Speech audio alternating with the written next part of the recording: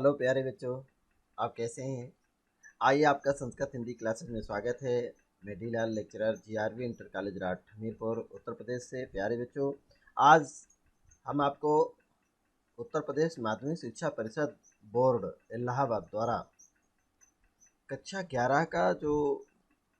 11 में हिंदी खंड का और काव्य भाग है इसका। काव्य में सबसे पहले आपको काव्य साहित्य का इतिहास, इसका हम आप लोग अध्ययन करना चाहते हैं। इसी को हम काव्य या पद्य भी कहते हैं। तो हिंदी पद्य साहित्य का इतिहास ये बहुत ही इम्पॉर्टेंट है और सभी प्रतियोगी परीक्षाओं में आपसे पूछे जाते हैं। इससे प्रश्न आपके हिंदी से संबंधित जितने भी क्वेश्चन, उनकी रचनाएं, ये सभी आपको काव्य से संबंधित, पद्य से। अभी आप कल आपने जो अध्ययन किया था, जिसका पहला भाग था, तो फर्स्ट भाग के अंतर्गत आपने हिंदी काव्य का कैसे विकास हुआ, क्रमशः नाथ साहित्य, जैन साहित्य और सिद्ध साहित्य से लेकर के इस तरीके से धीरे धीरे के क्रमशः विकास हुआ।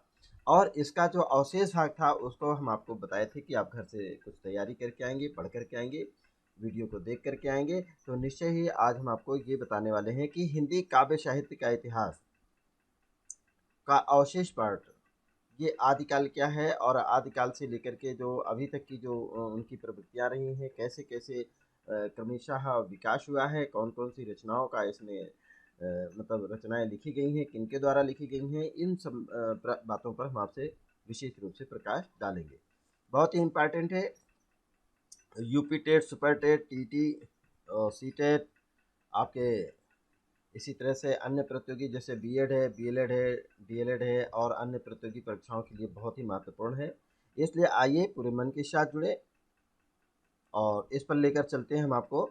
देखिएगा, ये लौकिक साहित्य में अभी आपने कल जो आपने अध्ययन किया था आदिकाल के, देखिएगा कल तक हमने जो अध्ययन किया था सिद्ध साहित्य, नाथ साहित्य और उसके जैन साहित्य, उसके बाद आता है लौकिक साहित्य।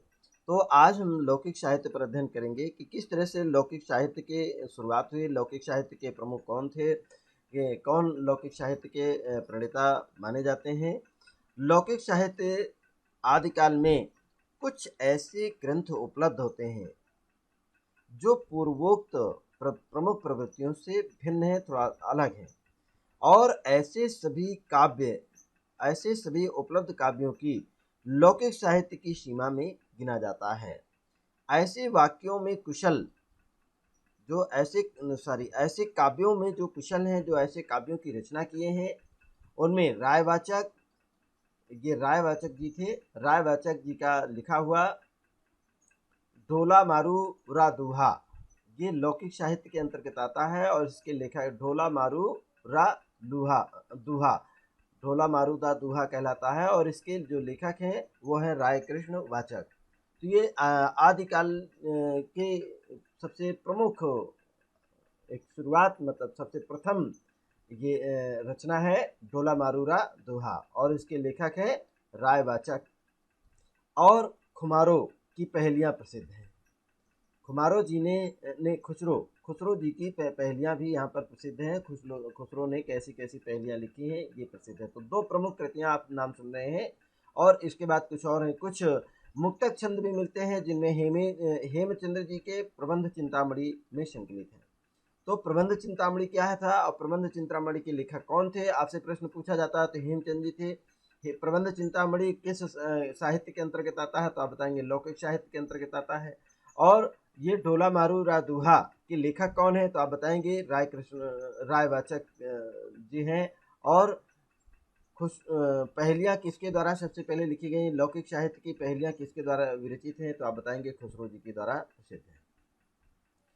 इस प्रकार आपसे ये मुक्तक छंद है। कुछ मुक्तक छंद भी लिखे मिलते हैं जो हेमचंद्र जी के द्वारा लिखा चिंतामणि है। अगर आपसे पूछा जाए प्रबंध चिंतामणि के लेखक कौन है, तो आप बताएंगे हेमचंद्र जी हैं। ठीक है, यह आदिकाल का साहित्य रहा। इसी तरह इसके पहले आपने जो अध्ययन किया था जैन साहित्य, सिद्ध साहित्य और नाथ साहित्य में, तो नाथ साहित्य में आपने गुरु गोरखनाथ जी का अध्ययन किया था। आइए आज अब आपको लेकर चलते हैं जो आदिकाल की प्रमुख प्रवृत्तियां, इन्हीं को प्रवृत्तियां कहते हैं, इन्हीं को विशेषताएं कहते हैं। ये आदिकाल के प्रमुख लक्षण कौन से थे, कैसे आप जानेंगे कि ये आदिकाल है। तो सबसे पहले इसमें बताया गया बौद्धों सिद्धों की रचनाओं में एक और गुह साधनाओं की चर्चा है। गुह साधना मतलब छिपी हुई, कुछ रहस्यमयी साधनाओं की चर्चा है। दूसरी ओर वर्ण आश्रम व्यवस्था का तीव्र विरोध है। बिल्कुल सही है। यहाँ पर बौद्धों एवं शुद्धों, ये आदिकाल की प्रवृत्तियों के अंतर्गत आता है हिंदी साहित्य में, जिसमें वर्ण व्यवस्था का शीघ्र विरोध, बहुत तेजी से विरोध किया गया था कि वर्ण व्यवस्था, वर्ण आश्रम जो व्यवस्था है ये कहीं न कहीं मानव कल्याणकारी नहीं है। मानव मानव के बीच में भेद, अंतर और कहीं न कहीं अखंड, इसमें एकता बाधित होती है, इसलिए ये इसका विरोध होता था। और जैन आचार्य में देखिए, बौद्ध और सिद्धों की रचनाओं में क्या था कि गुह मतलब साधनाओं की चर्चा की जाती थी, मतलब एक चमत्कार वहाँ पर भी दिखाया जाता था। अगला आप देखिएगा जैन आचार्यों की चर्चाओं में, रचनाओं में, ये जैन आचार्य जी थे, तो जैन आचार्यों की रचनाओं में जीवन की विभिन्न परिस्थितियों के बड़े ही सरस वर्णन हैं। जो तत्कालीन समाज था उसमें जीवन की जो विभिन्न प्रकार की परिस्थितियां होती थी, उन परिस्थितियों का वर्णन करने में जैन आचार्यों की अहम भूमिका थी। और नैतिक आदर्शों का भी प्रचार प्रसार करते थे। ये जैनिज्म लोग थे। नाथ साहित्य आया न, तो नाथ साहित्य के साधकों की जो रचनाओं में हठ योग की साधना पद्धति का दर्शन मिलता है। ये हठ योग जो है, जहाँ नाथ साहित्य गुरु गोरखनाथ जैसे ये बहुत हठ पूर्ण साधना करते थे। तीव्र वैराग्य की भावना जगाई गई कि जब आपके अंदर वैराग्य की भावना होनी चाहिए, और वर्ण जाति के बंधन से ऊपर उठने के लिए इसमें आग्रह किया गया था।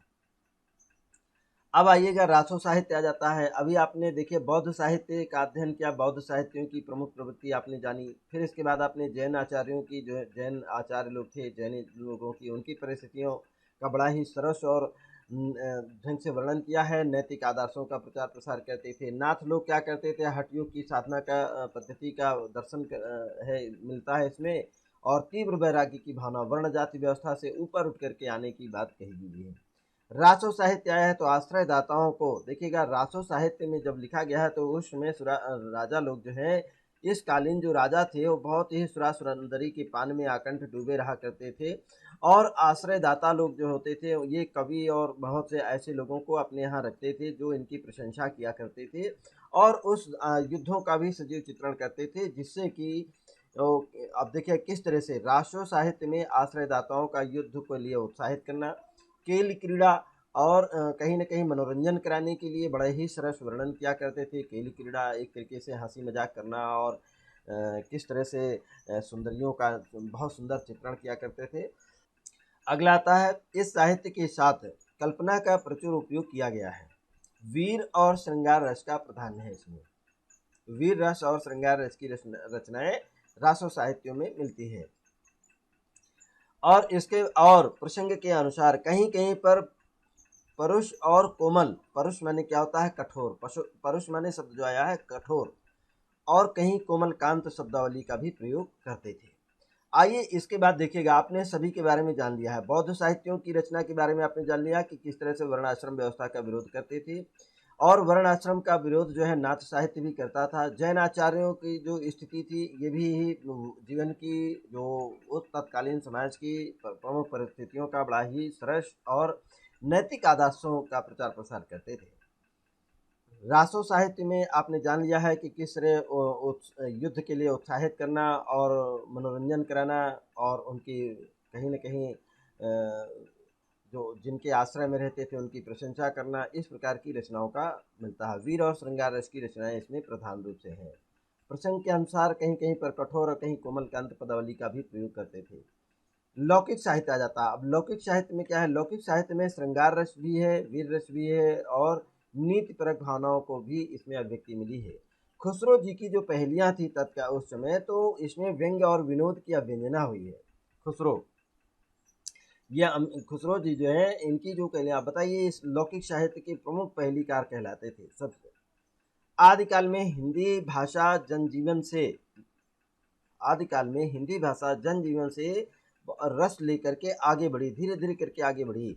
उसने अपने अनेक, देखिएगा, आदिकाल की जो बोलियां थी, अपनी अनेक बोलियों को एक रूपता की ओर बढ़ा करके एक सूत्र में बांध दिया। जीवन के विविध पक्षों का उसके काव्य में चित्रण हुआ है, और परवर्ती कालों के लिए उसने अनेक परंपराएं भी डाली हैं।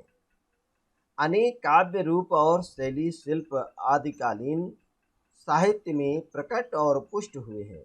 अतः आदिकाल को हिंदी साहित्य का समृद्ध काल भी कहा जाता है। अब आपसे पूछा जाए आदिकाल को और किस नाम से जानते हैं, तो आप बताएंगे आदिकाल को समृद्ध साहित्य मतलब समृद्ध काल के रूप में भी जाना जाता है, क्योंकि आदिकाल में सबसे ज़्यादा अच्छे अच्छे लेखकों ने अच्छी रचनाएं प्रस्तुत की हैं और बहुत ज़्यादा उसको साहित्य को समृद्ध बनाया है, इसलिए समृद्ध काल कहा जाता है।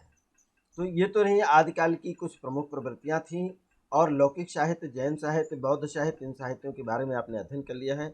आइए चलते हैं आगे, देखते हैं रासो साहित्य क्या होता है। रासो साहित्य है और हिंदी साहित्य के आदिकाल में रचित दिखेगा हिंदी काल है, और हिंदी काल में रचित जैन साहित्य जैन रास काव्य वीर गाथाओं के रूप में लिखित रासो काव्यों से भिन्न है। दोनों की रचना शैलियों में का बहुत अलग अलग भूमियों का विकास किया हुआ है। इनमें जैन रास काव्यों में धार्मिक दृष्टि प्रधान है, जबकि रासो परंपरा में रचित काव्य मुख्यतः वीर गाथा परक है। दलपति विजय, अब देखिएगा आपसे पूछा जा सकता है कि दलपति विजय द्वारा विरचित रचना का नाम बताइएगा, तो या दलपत की किसी एक रचना का नाम बताइए, तो आप बताएंगे खुमाड़ा रासो। या ये भी पूछा जा सकता है कि खुमाड़ा रासो के लेखक कौन है, आप बताएंगे दलपति विजय जी हैं। और ये खुमाड़ा रासो ये जैसे रासो नाम आता है, इसमें रासो लिखा हुआ है, तो या आपसे पूछ लिया जाता है कि रासो साहित्य के प्रमुख रचनाकार उनके नाम बताइए। तो आपको विभिन्न तरीके से प्रश्न इसमें पूछे जाते हैं, और ये जो आपको बताया जा रहा है इसको बहुत इम्पॉर्टेंट मानिएगा। ये कई विभिन्न प्रतियोगी परीक्षाओं में आपसे पूछे जाते हैं, इसलिए इसको मन लगाकर तैयारी करें, वीडियो को देखें और मन मस्तिष्क में बैठाएं। तो रासो साहित्य में देखिएगा कौन कौन से आते हैं। देखिए खुमाड़ रासो आता है, बीशल देव रासो आता है, पृथ्वीराज रासो आता है, परमाल रासो भी आता है, हमीर रासो आता है। ठीक है, इस प्रकार से और भी बहुत से रासो काव्य हैं, लेकिन दलपति विजय जी का खुमाड़ रासो सबसे पहले प्रथम स्थान पर गिना जाता है। दूसरे नंबर पर आता है नरपति नाल। नरपति नाल जी ने बीशल देव रासो की रचना की है। या आपसे पूछा जा सकता है बीशल देव रासो के रचनाकार कौन है, तो आप क्या बताएंगे, नरपति नाल जी हैं।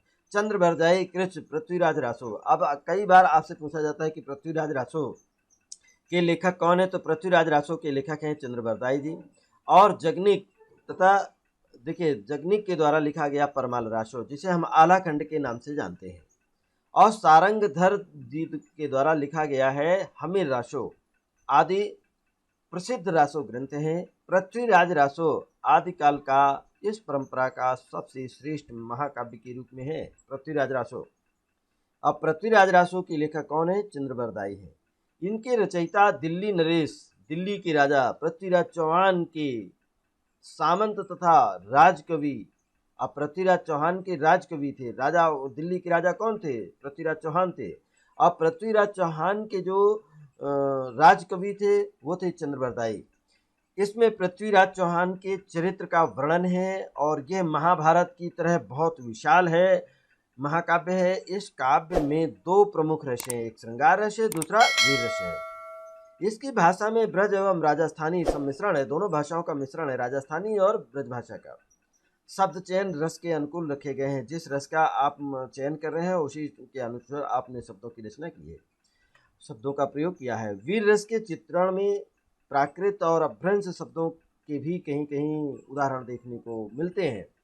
अलंकारों का बहुत सहज ये प्रयोग करते थे। लगभग 68 प्रकार के छंद इसमें प्रयुक्त किए गए हैं, एक दो नहीं 68 प्रकार के छंदों का प्रयोग किया गया है। सोचिए पहले पृथ्वीराज रासो के बारे में आपको बताया गया, और देखिए कैसे लिखते थे ये लोग। वज्य घोर निशान रान चौहान चहु दिशे, असफल सूर सामंत समर बल जंत्र मंत्र तिसे, उठी राज पृथ्वीराज बाग लग, मन हो वीर नट कढ़त तेग मन वेग लगत, मन हो बीज झट पट झट घट झट घट। अब सोचिएगा शब्दों का चयन है। वीर रस में अर्थात वीर छंदों में रचित ये परमाल रासो। आला खंड भी बहुत ही लोकप्रिय काव्य है। आला बहुत लोग कहते हैं, जैसे पानी बरसने लगा थोड़ा रंजिन तो उसके बाद शुरू हो जाते थे आलाखंड। आइएगा, आपने पृथ्वीराज रासो काव्यों का अध्ययन किया है। अब आइए भक्ति काल का उदय हो गया है। आदिकाल के बाद दूसरा काल आ जाता है भक्ति काल। और भक्ति काल को हम और किस नाम से जानते हैं, इसको भी देखेंगे, आप बताएंगे, हम आपको इसी में। इस जिस काल के मुख्यतः भागवत धर्म के प्रचार प्रसार के परिणाम स्वरूप भक्ति आंदोलन का सूत्रपात हुआ था। अर्थात ये जो भक्ति, इसमें मेन चीज भक्ति काल जो माना गया है, भक्ति काल को सबसे श्रेष्ठ काल मानते हैं, जबकि भक्ति काल का प्रमुख उद्देश्य जो था वो कहीं न कहीं रूढ़िवादिता और पाखंड का भी विरोध हुआ है इसमें। और आप देखिएगा भक्ति काल में सबसे पहले भागवत धर्म का प्रचार किया गया था कि भगवान को बहुत प्रतिष्ठित किया गया, इसमें बहुत फेमस किया गया है। लोग जैसे कि पृथ्वीराज रासो काव्य में चंद्रबारदाई जी ने सबसे बड़ी प्रशंसा किसकी की है, वो पृथ्वीराज चौहान की है। उसी प्रकार से भक्ति काल में जो थे ये लोग किसी न किसी को एक नए तरीके से भगवान के पद पर प्रतिष्ठित करके नाना प्रकार से उनकी प्रशंसाएं की हैं। तो प्रचार के परिणाम स्वरूप भक्ति आंदोलन का जो सूत्रपात हुआ है हिंदी साहित्य के इतिहास में, उसे भक्ति काल कहा जाता है। भागवत धर्म का प्रचार प्रसार के परिणाम स्वरूप जो आंदोलन किया गया है, इसी के लिए ये हिंदी साहित्य में इसे भक्ति काल कहा जाता है। अब क्या है, लोकोन्मुखी प्रवृत्ति, इसकी जो भक्ति काल की प्रवृत्ति कैसी हैं, आपसे पूछा जाता है कि भक्ति काल की प्रवृत्तियां बताइए, भक्ति काल की विशेषताएं बताइए, तो आप क्या बताएंगे? भक्ति को लोकोन्मुखी प्रवृत्ति, अर्थात एक लोकोन्मुखी प्रवृत्ति थी। इस काल की भक्ति भावना लोक प्रचलित भाषाओं में अभिव्यक्त हुई है। जो उस समय तत्कालीन जो समाज था, उस समाज में कैसी कैसी भाषाएं प्रचलित हैं, उन्हीं भाषाओं में अभिव्यक्त हुई हैं। इस युग को हिंदी साहित्य का पूर्व मध्यकाल के रूप में भी जाना जाता है। आप भक्ति काल या पूर्व मध्यकाल भी कह सकते हैं, भक्ति काल या पूर्व मध्यकाल भी कहते हैं इसे। और आचार्य रामचंद्र शुक्ल ने भक्ति काल के निर्धारण का जो समय बताया है, सन 1338 ईस्वी से लेकर के सन 1643 ईस्वी तक। अब बताइए कितने साल हो गए? 1300, ये 1643 से 1318 घटा देंगे, 1318 से लेकर के 1643 ईस्वी तक था।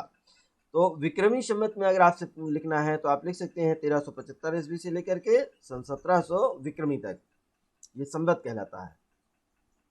ये आचार्य रामचंद्र शुक्ल के द्वारा जो काल का विभाजन किया गया है। भक्ति काल काव्य की जो परंपरा है परावर्ती काल तक ही प्रवाहित होती है रही, और तथा अध्ययन की सुविधा के लिए भक्ति काल को 14वीं शताब्दी के मध्य से 17वीं शताब्दी के मध्य तक माना उचित होगा। ये 17वीं शताब्दी, इसी बीच में तो आपको रामायण की रचना की गई है। इसी बीच में देखिएगा ये तुलसीदास जी ने श्री राम को जगदीश्वर कह डाला है, पुरुषोत्तम कह डाला है, ये जगदीश्वर की उपाधि दे दी है। इसके पहले जगदीश्वर किसी ने नहीं कहा था। आइए, विदेशी भाषा जो आपको देख रहे हैं, विदेशी सत्ता प्रतिष्ठित हो जाने के कारण, क्योंकि उसी समय भारत देश में विदेशी सत्ता का आगमन हो गया और हमारी जो भारत देश जो है गुलाम हो गया था। विदेशी सत्ता प्रतिष्ठित हो जाने के कारण देश की जनता में गौरव, गर्व और उत्साह का अब असर नहीं रह गया था। उनको अपने गौरव का ध्यान नहीं था, उनको अपने को पर गर्व नहीं था, उनमें जरा सा भी उत्साह नहीं रह गया था, क्योंकि वो गुलाम हो चुके थे। अपने पौरुष से हताश जाति, अपने पौरुष मतलब शक्ति से वो हताश हो गए थे, क्योंकि वहाँ पर फिर गुलाम बनाने के लिए भुखमरी, अशिक्षा, बीमारी और बेरोजगारी नाना प्रकार से आपको उसमें लाद दी जाती है। बहुत परेशान थे, जनता त्रस्त थी। हताश जाति के लिए भगवत भक्ति का ही एक सहारा बचता था। सोचिए पहले, अगर हम ये मैं नहीं कह रहा हूँ आपकी भगवान की जो भक्ति करता है वो आलसी, निकम्मा और कायर होता है, कहीं न कहीं से दबे कुचले लोग होते हैं, तो ये हम नहीं कह रहे हैं। ये आप देखिए यहाँ पर स्पष्ट आया है कि अपने पौरुष से हताश जाति के लिए भगवत भक्ति ही एक सहारा था। आप सोचिए पहले कि ये भक्ति काल आपको बताया जाता है। युग दृष्टा भक्त कवियों ने देश की जनता को संभालने के लिए जिस काव्य का गान किया, उसे भक्ति काल उसी का शुभ परिणाम है। अब सोचिए पहले, आज भी यहाँ की जनता को कैसे किया जा रहा है, भक्ति की ओर ले जाया जा रहा है कि आप सिर्फ कीर्तन भजन चिंतन मनन आप घर ही के अंदर करते रहिए, कमाने की जरूरत नहीं है, खाने के लिए आप जरूरत नहीं है, आपको पढ़ लिख करके डॉक्टर इंजीनियर मास्टर और बहुत प्रोफेसर और ये वैज्ञानिक साइंटिस्ट बनने की जरूरत नहीं है। आप तो घर में ऐसे ही रहिए और केवल भगवत भक्ति करते रहिए। कैसा चिंता था, ये भक्ति काल था। सन 1318 से लेकर के और 1643 ईस्वी तक। आज भी कुछ सरकारें जो चतुर चालाक लोग हैं, कहीं न कहीं वो आज इस चीज़ को बढ़ावा दे रहे हैं। तो युग दृष्टा जो लोग थे, भक्त कवियों ने देश की जनता को जागृत करने के लिए, संभालने के लिए जिस काव्य का गान किया, भक्ति काल उसी का शुभ परिणाम है। आइए, सूरदास जी पैदा हुए। सूरदास जी ने क्या लिखा है? सूरसागर लिखा है। गोस्वामी तुलसीदास जी ने ये रामचरितमानस लिख डाला है, इसी बीच में लिखा है, ये भक्ति काल में लिखा गया। कबीरदास जी पैदा हुए, कबीरदास जी ने बीजक लिख डाला था। मलिक मोहम्मद जायचिस पैदा हुए तो इन्होंने पद्मावत लिखा है।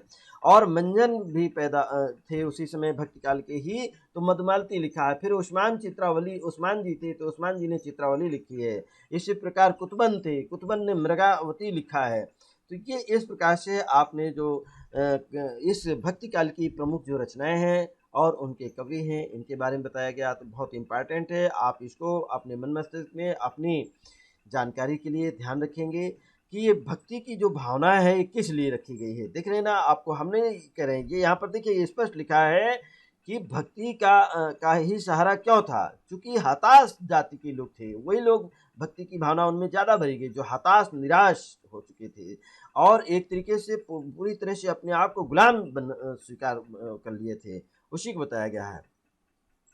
आइए इसके आगे का भी अध्ययन करते हैं। ये आया, राजनीतिक परिस्थिति कैसी थी। भक्ति काल का आरंभ दिल्ली के सुल्तान मोहम्मद बिन तुगलक, नाम आपने सुना होगा ना, दिल्ली के सुल्तान थे, राजा थे।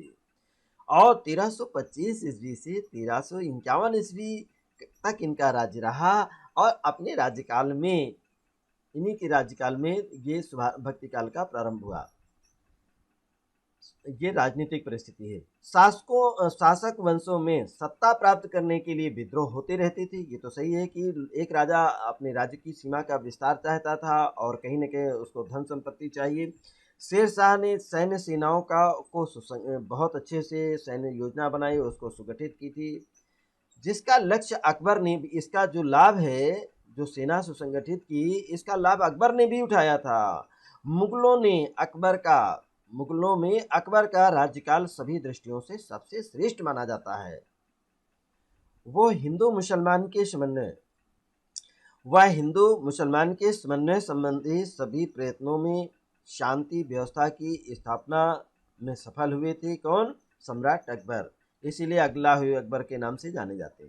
जहांगीर और शाहजहां ने भी बहुत कुछ अकबर जी का ही अनुसरण किया है। जहांगीर और शाहजहां ने, इस समय तक देश की जो सैनिक शक्ति थी प्रायः बहुत क्षीण और कमजोर हो चुकी थी और विजेताओं का राजनीतिक प्रभुत्व स्थापित हो चुका था। ऐसी अवस्था में वीरों के प्रशस्ति गीत अपना प्रभाव खो चुके थे। जो वीरों की जो प्रशंसा लोग करते थे, जो राशो काव्य की रचना हुई थी, इन सबका एक तरीके से प्रभावहीन नजर आ रहे थे। आइए, ये राजनीतिक परिस्थिति थी। तो ये कब? भक्ति काल के समय, ये आदिकाल के समय की स्थिति थी। तो आपने देखा ना भक्ति काल और भक्ति काल के ये राजनीतिक परिस्थिति कैसी थी, इसका अध्ययन किया। अब आइए थोड़ा सा चलते हैं भक्ति आंदोलन पर कि भक्ति का आंदोलन कैसे शुरू हुआ। हिंदी के वास्तविक साहित्य का जो प्रभाव है भक्ति कवियों की रचनाओं से ही प्राप्त होता है। वास्तविक साहित्य का जो प्रभाव कहाँ से मिलता है? तो आप बताएंगे कि भक्ति के जो कवि को की रचनाओं से ही मिलता है और इस भक्ति भावना को जन जीवन में व्याप्त करने के लिए, अर्थात प्रचार प्रसार करने के लिए ही वस्तुतः हिंदी परिनिष्ठित अपभ्रंश प्राकृत भाषा आदि से अलग हुई थी।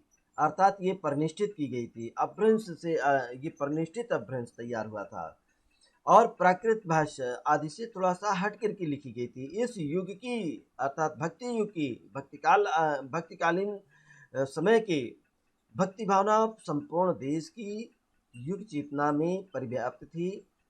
उत्तर भारत में भक्ति भावना को प्रवाहित करने का श्रेय स्वामी रामानंद जी का जाता है तथा महाप्रभु वल्लभाचार्य जी को जाता है। उत्तर भारत की तत्कालीन राजनीतिक, सामाजिक तथा धार्मिक अवस्थाएं इस भक्ति आंदोलन के जागरण के लिए उत्तरदायी हैं।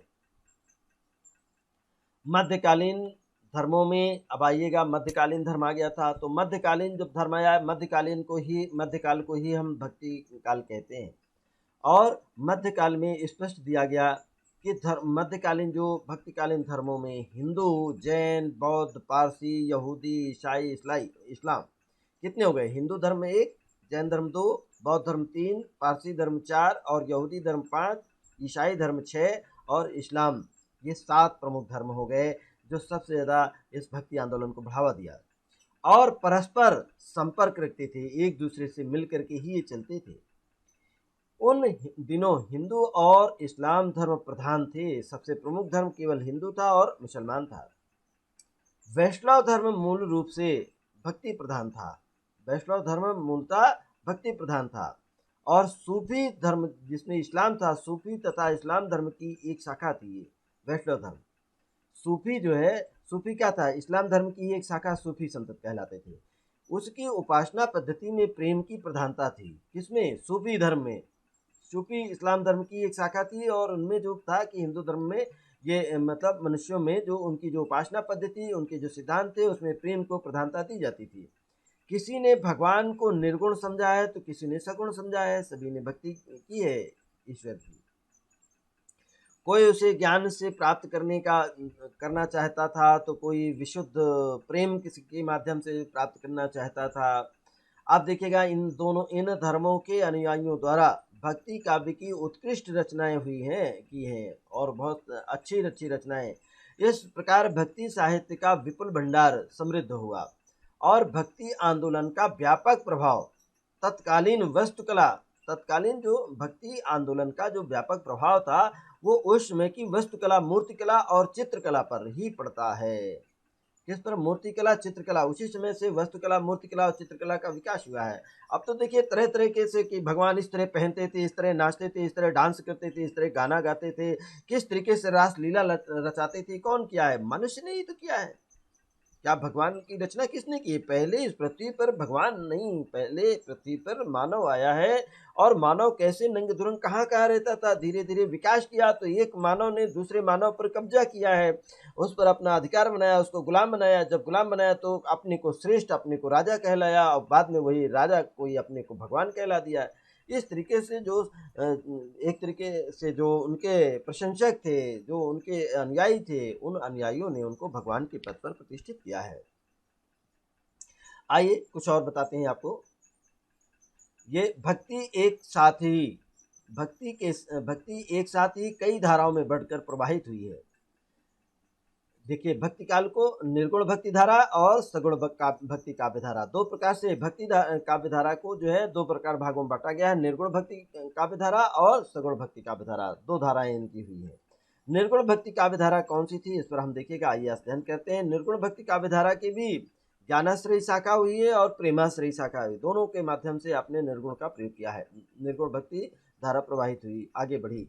जिस भक्ति में भगवान को निर्गुण, निराकार, अर्थात भगवान का न तो कोई गुण है न निराकार है, उसका कोई आकार भी नहीं है, रूप रहित है, की आराधना पर बल दिया गया, वो निर्गुण भक्ति धारा कहलाई है। और जिन कवियों ने हिंदुओं और मुसलमानों के बीच की कटुता को कम करके, हिंदू और मुसलमानों के बीच की जो बुराई है उसको दूर किया है, उसको एक दूसरे के करीब लाए, कटुता को कम करके उनने एक दूसरे के समीप लाने का प्रयास किया।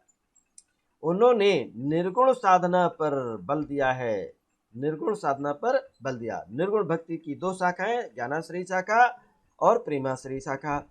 ये ज्ञानाश्रयी शाखा के अंतर्गत देखिएगा, ज्ञानाश्रयी शाखा में उपासना ज्ञान और प्रेम पर आधारित है। भगवान के स्वरूप का तात्विक एवं अपरोक्ष साक्षात्कार तथा उसके प्रति अनन्य एवं सहज प्रेम ही निर्गुण उपासना का मूल स्वरूप है। निर्गुण संप्रदाय ने सहज एवं साधना पूर्ण जीवन पद्धति को निर्देश दिया है। भक्ति काल से पहले के जीवन में जो एक और व्रत आदि की जो रूढ़िवादिता थी, व्रत का पालन सबसे ज्यादा क्या था? भक्ति काल से पहले का था। और रूढ़िवादिता, देखिए व्रत रखने को रूढ़िवादिता माना गया है। कहीं न कहीं ये समीक्षक लोगों ने जिन शब्दों को चुन-चुन करके लिखा है, ये कोई मेरे व्यक्तिगत शब्द नहीं है। ये जो समीक्षक थे जिन्होंने हिंदी साहित्य के काव्य साहित्य के इतिहास को लिखा, उन्होंने वास्तव में उसका अध्ययन किया और अध्ययन करने के बाद सही बात को लिखा है। तो एक ओर व्रत और रूढ़िवादिता थी, कहाँ पर थी? भक्ति काल में, भक्ति काल के पहले की थी। ये व्रत आदि की रूढ़िवादिता माना गया कि व्रत एक रूढ़िवादिता थी, और दूसरी तरफ रहस्य गुह साधनाओं को भी कि इसकी जटिलता थी। जैसे सिद्ध साहित्य लोग जो थे, बौद्ध साहित्य, तो ये गुह साधनाओं की पद्धति की जटिलता को बताते थे। उनसे मुक्त केवल सहज प्रेम और ज्ञान, सरल तथा सदाचारी जीवन दर्शन से ही मिल सकती थी है।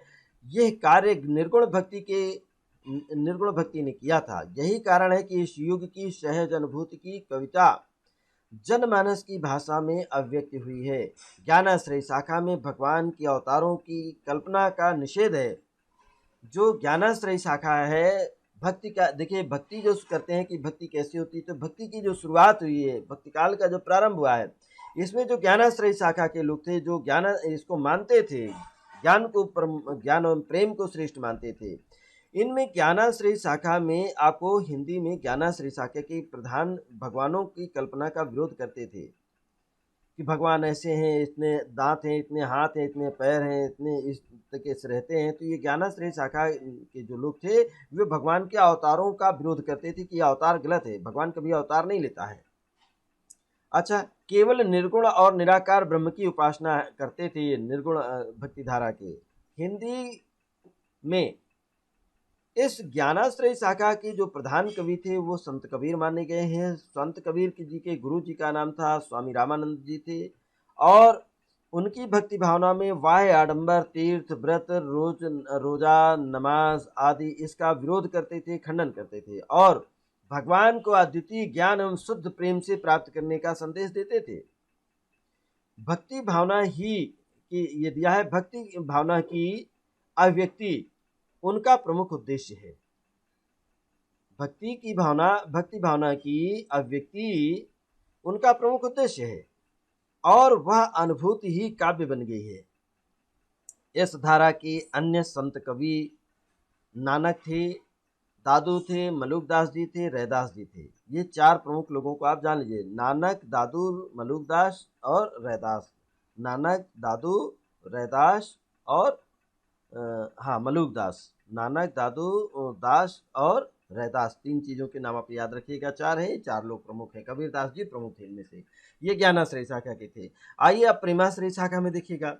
ये प्रेम मार्गी या प्रेमाश्रय शाखा, इस शाखा के काव्यों का मूल विषय जो था वो सामाजिक रूढ़ियों से मुक्त कराना था, और केवल सौंदर्य वृत्ति से प्रेरित स्वच्छंद प्रेम तथा प्रगाढ़ प्रणय भावना, इन्होंने उस समय प्रणय भावना को बढ़ाया। इसके लिए नायक अनेक संकटों का सामना करने का साहस रखता था। सामाजिक रूढ़ियों में बंधे हुए परंपरागत प्रेम से हट करके स्वच्छंद प्रेम की पवित्रता की स्थापना भी इन काव्यों का प्रमुख प्रयोजन था एवं प्रमुख उपलब्धि है। लौकिक प्रेम की सहज अनुभूति में आध्यात्मिकता थी, और उसकी प्राप्ति के माध्यम से योग साधना के दर्शन करा के इन कवियों ने जीवन को एक आस्था दी है, जो रहस्य गुह साधनाओं तथा कठोर धर्मोपदेश, व्रत, नियम आदि से उखड़ चुकी गई थी। अब देखिएगा, सबसे उसमें क्या था, रहस्य गुह साधनाएं, छिपी हुई जो साधनाएं करते थे, कठोर धर्म उपदेश थे, जो उपदेश देते थे बहुत कठोर थे, और व्रत का जो पालन, नियम संयम जो बनाए थे, कहीं न कहीं इन सबको उखाड़ फेंक दिया। ये कार्य प्रेम कथाओं तथा आध्यात्मिकता, रहस्यवाद, दार्शनिकता आदि के आरोप से तथा समासोक्ति या अन्योक्ति शैली को अपनाने में बड़ी ही सरलता से इसको सिद्ध हो गया था। इनकी कथा वस्तु में लोक कथाओं, इतिहास तथा कल्पनाओं का सम्मिश्रण है। इतिहास तथा कल्पना का इसमें मिश्रण है, और इन काव्यों में रस, अलंकार आदि काव्यांगों का भी प्रौढ़ रूप मिलता है। इस धारा में मुसलमान और हिंदू दोनों ही धर्मों के कवि आते हैं। ये प्रेमाश्रय शाखा में अधिकांश तो सूफी संत हैं। सूफी संत जो हैं, इस्लाम का ही एक प्रमुख शाखा निकल पड़ी तो सूफी संत कहलाई है। पर निर्गुण संत लोग जो थे वो कृष्ण भक्ति भावना उनमें ज़्यादा थी, या कृष्ण भक्ति कवि थे भी हैं। इसमें बहुत से रहस्यवादी कवि भी हैं। रहस्यवाद के दर्शन से इस धारा में जो अधिकांश कवियों थे, उन कवियों का भक्ति कवियों में, जो भक्तिकालीन कवियों में अंतर्भाव हो जाता था, अर्थात मिलन हो जाता था। शुक्ल जी ने प्रेम मार्गी भक्तों की रचना, ये शुक्ल जी, रामचंद्र शुक्ल जी ने जो ये मतलब काल में विभाजन किया है भक्ति, ये पद्य काव्य साहित्य के इतिहास को, तो आचार्य रामचंद्र शुक्ल ने प्रेम मार्गी भक्तों की रचना शैली को मसनवी शैली कहा है। क्या कहा है? इस रचना जो प्रेम मार्गी भक्त थे और इनकी जो रचना शैली थी उसको मसनवी शैली कहा है। पर कुछ आलोचकों ने इन्हें भारतीय परंपरा का कथा काव्य माना है और इन काव्यों में वातावरण और चित्रण भारतीयता के अनुरूप हुआ है। जायसी जी, मंझन जी, कुतुबन जी, ये तीन आदि इस धारा के प्रमुख कवि थे। और जायसी जी ने पद्मावत लिखा है, मंझन पद्मावत, अखरावट और मालती मधुमालती, ये आदि प्रमुख ग्रंथ हैं। इस शाखा के अधिकांश कवियों की भाषा अवधी है, पर अनेक कवियों ने राजस्थानी ब्रजभाषा मिश्रित भाषा का प्रयोग किया है। ये प्रेमाश्रय शाखा के अंतर्गत प्रमुख रूप से आपने अध्ययन किया है। और प्रेमाश्रय शाखा के जायसी, मंझन, कुतुबन ये प्रमुख कवि माने जाते हैं। पद्मावत, अखरावट और मधुमालती ये आपको इनकी जो उस तत्कालीन स्थिति का वर्णन किया और उस समय की रचनाएं हैं। आइए आगे चलते हैं। प्रेमाश्रय शाखा के बाद आता है सगुण भक्ति। अभी आपने भगुण ये निर्गुण पढ़ा था, अब आप आइए सगुण में अध्ययन किए। सगुण के भी कई भेद हुए हैं। अब सगुण जीवन में व्यापक तथा आस्था लाने तथा सामान्यवादी जीवन दर्शन एवं आचार पद्धति प्रदान करने की भावना से भक्ति आंदोलन का प्रारंभ हुआ। अब देखिए, भक्ति को जो आंदोलन है इसको दो प्रकार से शुरू किया, एक निर्गुण का था, एक सगुण का था। सगुण में किस प्रकार से इसको प्रारंभ किया गया है इसका भी यहाँ पर बता दिया है कि समन्वयवादी व्यापक आस्था लाने के लिए, जीवन में व्यापक आस्था लाने के लिए समन्वयवादी जीवन दर्शन। समन्वयवादी यह था सभी को सम्मान, सभी को प्रेम गले से लगाना और सभी में स्वतंत्रता, समानता, बंधुत्व का कहीं प्रचार करने के लिए इसको लाया गया था। ये भक्ति सगुण भक्ति धारा अपनाई गई। सगुण भक्ति प्रधानता निवृत्ति मार्ग है। क्या है? निवृत्ति मार्ग वैराग्य, ज्ञान, निराकार के प्रति प्रेम, योग साधना आदि के द्वारा अपनी अपेक्षाकृत एकांगी जीवन दृष्टि, अव्यंजना की शुष्कता एवं ये एकांगी जीवन क्या है? इसकी अव्यंजना की जो शुष्कता है, शुष्कता मतलब एक तरीके से नीरस एवं व्यंगों की तीक्ष्णता के कारण समग्र जीवन में आस्था लाने का कार्य संपन्न नहीं कर सकी, अर्थात ये सगुण भक्ति धारा सफल नहीं रही। ये मूर्ति पूजा भी इसी समय संपन्न हुई और उसने वाह्य आडंबर, क्लिष्ट साधनाओं, पारंपरिक विद्वेष तथा कटुता की झाड़ झंखाड़ काट कर फेंक दिए और इस प्रकार एक समतल भूमि तैयार कर दी। प्रेम मार्गी कवियों ने प्रेम के प्रसार, प्रेम की सरसता से इस जीवन भूमि को सिंचित किया है। प्रेम मार्गियों ने इसको सिंचित किया है सगुण भक्ति धारा को। तो अब आप देखिएगा जो उस समय का समाज था, उस समय क्या क्या दिक्कतें, ये निर्गुण भक्ति धारा में क्या क्या था। ये निर्गुण भक्ति धारा की स्थितियों का विरोध करते थे कि प्रधानता निर्गुण भक्ति धारा में निवृत्ति मार्ग था, वैराग्य था, ज्ञान था, निराकार के प्रति प्रेम था, योग साधना की जो द्वारा अपनी अपेक्षाकृत जो एकांगी जीवन दृष्टि थी, उस अव्यंजना की शुष्कता और निरस्ता को एवं व्यंगों को जो तीक्ष्णता जो मतलब व्यंग जो होता है एक तरीके से शिष्टकाली होती है, उसको समग्र जीवन में आस्था लाने का जो कार्य संपन्न नहीं कर सकी उसको हटा दिया। उसके स्थान पर उसने आडंबर, क्लिष्ट साधनाओं और पारस्परिक विद्वेष तथा कटुता की झाड़ झंखाड़ को काट कर फेंक दिया और इस प्रकार से एक समतल भूमि तैयार की। प्रेम मार्गी कवियों ने प्रेम की सरसता से इस जीवन भूमि को सिंचित किया और फिर जीवन की आस्था और विश्वास का बगीचा नए तरीके से तैयार किया। सगुण भक्ति धारा के कवियों ने लगाया, अर्थात नए तरीके से इसको बनाया। और उसी समय कृष्ण भक्ति ने जीवन की सामान्य भावनाओं का वात्सल्य, साख्य, रति भाव के सभी रूपों को भक्ति में परिणित कर दिया। सारा जीवन ही साधना बन गया। इससे नित्य का लौकिक जीवन भक्तिमय हो गया था। उसमें संसार में सबसे ज़्यादा जो है भक्तिमय हो गया। वैदिक धर्म की पुनः स्थापना की। अब देखिएगा, वैदिक धर्म का लोप हो चुका था, लेकिन ये वैदिक धर्म की पुनः स्थापना, प्रतिष्ठा हुई, मिली इसको, जो कि आकांक्षा अर्थात इच्छा, चाह, रुचि अर्थात हिंदू जीवन में थी। हिंदू धर्म की जो सबसे बड़ी उपलब्धि और हिंदू धर्म क्या चाहता था, क्या इच्छा थी, हिंदू धर्म की इच्छा थी कि वैदिक धर्म की पुनः स्थापना होनी चाहिए। जो आज भी देखिएगा वैदिक धर्म की स्थापना के लिए बराबर जोर दिया जा रहा है कि इस देश का संविधान अच्छा नहीं है, संविधान को बदल करके वैदिक धर्म की स्थापना के लिए जो पुराने वैदिक नियम थे उन्हीं को लागू किया जाए। जातिवाद, भाषावाद, क्षेत्रवाद सबको अलग अलग बांट दिया जा रहा है, बढ़ावा दिया जा रहा है कहीं ना कहीं। तो इस चीज़ के लिए हमें स्वयं जागरूक होना है, अपने बुद्धि विवेक का इस्तेमाल करना चाहिए। क्या चीज़ आपके लिए लाभदायक है, आपकी उन्नति में क्या चीज़ सहायक है, उनको आप अपनाइए। जो आपके जीवन को संकट में, संघर्ष में आदमी को एक दूसरे से दूरियां बनाए, उनको कहीं ना कहीं हमें मतलब उनसे बचना चाहिए। आइए अब आप देखिएगा, जीवन को मर्यादा यहाँ पर दिया है कि हाँ, अब देखिए इसी में कि वैदिक धर्म की पुनः स्थापना की, जो हिंदू लोगों की सबसे बड़ी इच्छा थी कि वैदिक धर्म की स्थापना होनी चाहिए। वो राम भक्ति तुलसीदास जी, राम भक्ति क्या, रामचंद्र जी के भक्त थे, तुलसीदास जी द्वारा पूर्ण हुई। किसके द्वारा? स्वयं तुलसीदास जी चाहते थे कि रामचंद्र को हमें प्रतिष्ठित करना चाहिएगा और तभी भक्ति की भावना इनमें पिरोनी चाहिए। तो भक्ति का जो राम के प्रति जो प्रेम की भावना पैदा की, सबसे ज़्यादा उसके प्रमुख थे तुलसीदास जी।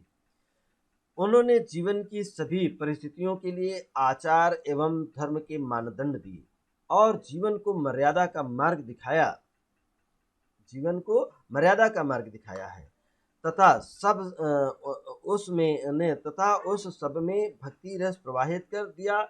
और गृहस्थ और वैरागी, निवृत्ति मार्गी और प्रवृत्ति मार्गी दोनों के लिए धर्म के वास्तविक स्वरूप की प्रतिष्ठा तुलसीदास जी के द्वारा ही हुई है।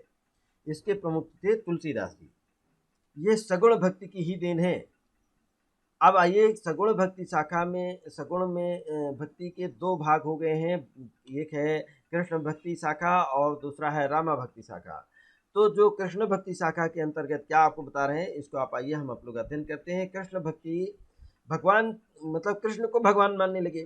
और कृष्ण को भगवान मान करके कृष्ण का लीला पुरुषोत्तम रूप में किया गया है। इस शाखा के पुरुषोत्तम, देखिए राम को पुरुषोत्तम बाद में माना गया है, पहले कृष्ण को पुरुषोत्तम माना गया है। इस शाखा के भक्तों के आराध्य हैं और राधा कृष्ण की विभिन्न प्रकार से या विभिन्न लीलाएं कृष्ण साहित्य के प्रमुख विषय रहे हैं। विद्यापति को इस शाखा का प्रथम कवि माना जा सकता है। अर्थात कृष्ण भक्ति शाखा के जो प्रथम कवि थे वो कौन थे? विद्यापति मिश्र जी, विद्यापति जी। और उनके बाद, विद्यापति जी के बाद वल्लभाचार्य जी आए, निम्बकाचार्य जी आए, राधा वल्लभ आए, हरिदास जी आए और चैतन्य संप्रदायों के भक्त कवियों ने कृष्ण लीला का बहुत अच्छे से गान किया है। इन भक्तों ने अपने अपने संप्रदायों की भावनाओं के अनुसार कृष्ण की बाल लीला, किशोर लीला एवं यौवन लीला, देखिएगा तीनों चीज़ों का, कि किसी ने बाल लीला का वर्णन किया है, किसी ने किशोर लीला का वर्णन किया है, तो किसी ने यौवन लीला का सुंदर वर्णन किया है।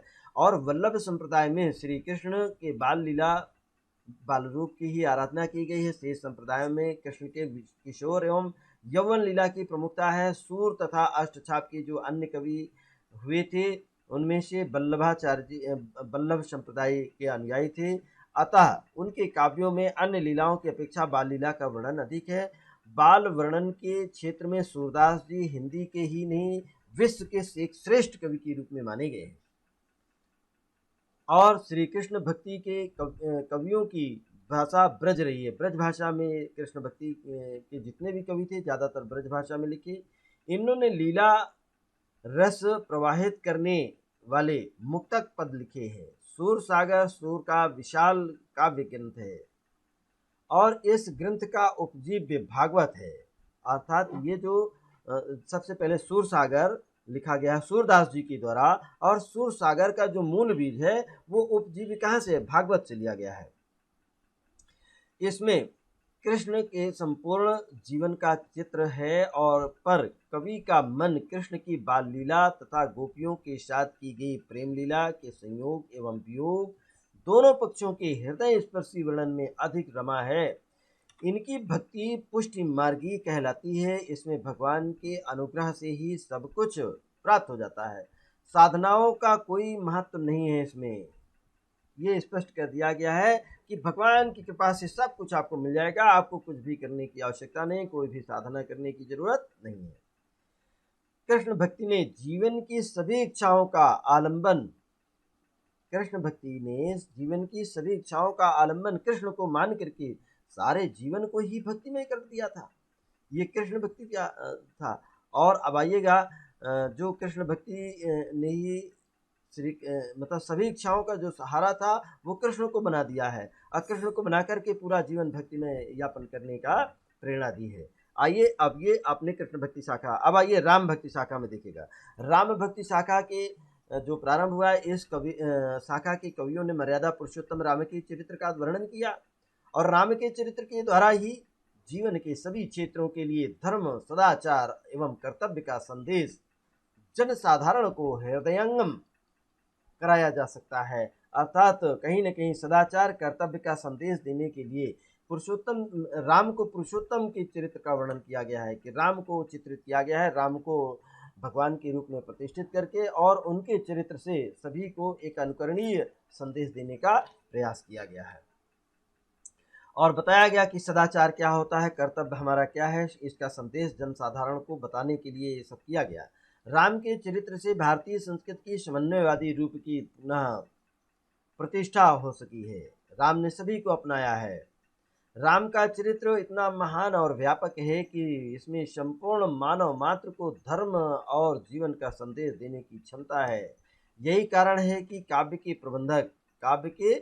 प्रबंध, मुक्ता, गीति आदि प्रकारों एवं दोहा, चौपाई, कवित्व, घनाक्षरी आदि शैलियों का आश्रय लेकर के रामचरित्र वर्णित की आवश्यकता है। और राम काव्य में जैसे भक्ति के सर्वांगीण रूप का परिपाक हुआ है, वैसे ही काव्योत्कर्ष इसके काव्य के उत्कर्ष को भी अपनी चरण सीमा का स्पर्श करता है। भाव देखिएगा, भाव, अनुभाव, रस, अलंकार किसी भी दृष्टि से देखा जाए तो राम काव्य हिंदी साहित्य की सर्वोत्कृष्ट उपलब्धि है। ये राम काव्य लिखा गया है तुलसीदास जी के द्वारा। देखिए, तुलसी प्रेमियों के द्वारा ऐसा बताया जाता है। और तुलसी इस धारा के सबसे प्रमुख कवि थे। तुलसीदास ने प्रमुख किया, पर तुलसीदास जी ने इसको शुरुआत की है। जीवन का समन्वयवादी एवं मर्यादावादी दृष्टिकोण ही तुलसी की सबसे बड़ी देन थी। ये समन्वयवादी और मर्यादावादी जीवन के इसी चेतना का स्पंदन अर्थात रथ आज भी भारतीय समाज अनुभव कर रहा है। सबसे ज्यादा भारत में तुलसी की रामायण को ही पढ़ा जाता है और उसी को मानते हैं। नाना प्रकार से इसके जो भक्त लोग हैं, इसके अनुयायी हैं, नाना प्रकार से लीलाएं प्रदर्शित करके समाज में जागृति करने का प्रयास कर रहे हैं कि राम ही भगवान है, राम ही सर्वश्रेष्ठ हैं और राम का आचरण सबसे अच्छा है, इसीलिए राम को ही माना जाए और राम को ही प्राप्त किया जाए। आप देखिएगा, तुलसी ने अवधी और ब्रजभाषा दोनों ही भाषाओं में राम का गुणगान किया है। रामचरितमानस, कवितावली, गीतावली, विनय पत्रिका आदि उनके अनुपम ग्रंथ हैं। विनय पत्रिका की भक्ति में ज्ञान और भक्ति का पूर्ण सामंजस्य है। राम भक्ति की धारा ये प्रबंध काव्य के रूप में है और राम का चरित्र इसके लिए पूर्णतया उपयुक्त भी है। पर गीति और मुक्तक का क्षेत्र भी राम भक्ति से भरा पड़ा है।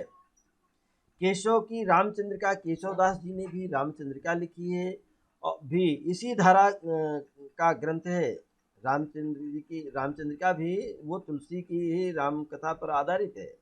नाभादास जी, अब देखिए, नाभादास आदि महाकवि भी इसी धारा के हैं। नाभादास जी का आप नाम सुने, नाभादास जी इसी कवि क्षेत्र के कवि हैं।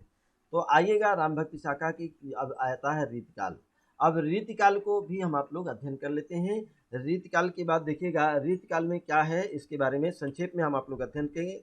और रीतकाल की प्रवृत्तियाँ, हिंदी साहित्य का उत्तर मध्यकाल, जिससे सामान्य रूप से श्रृंगार प्रधान लक्षण ग्रंथों की रचना रीतकाल कहा जाता है।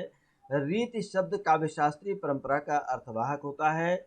इस युग में कवियों की प्रवृत्ति रीति संबंधी ग्रंथ रचने की थी और इस काल के कवियों ने श्रृंगार छंद भी लिखे हैं, तो वे स्वतंत्र ना होकर के श्रृंगार रस की सामग्री के लक्षण के उदाहरण होने के कारण रीतिबद्ध ही थे, इसलिए इस काल को रीत काल की संज्ञा दी गई है। श्रृंगार रस की रचनाएं प्रमुख इसमें ज़्यादा थी, अर्थात श्रृंगार रस की रचनाओं की प्रमुखता के कारण इसे श्रृंगार काल भी कहा जाता है, रीत काल भी कहा जाता है और श्रृंगार काल भी कहा जाता है। जैसे भक्ति काल, मध्यकाल और विशेष रूप से जाना जाता है। आचार्य रामचंद्र शुक्ल ने इसका जन्म जो समय है वो सन 1643 ईस्वी से लेकर के सन 1843 ईस्वी के मानते हैं, निश्चित किया है।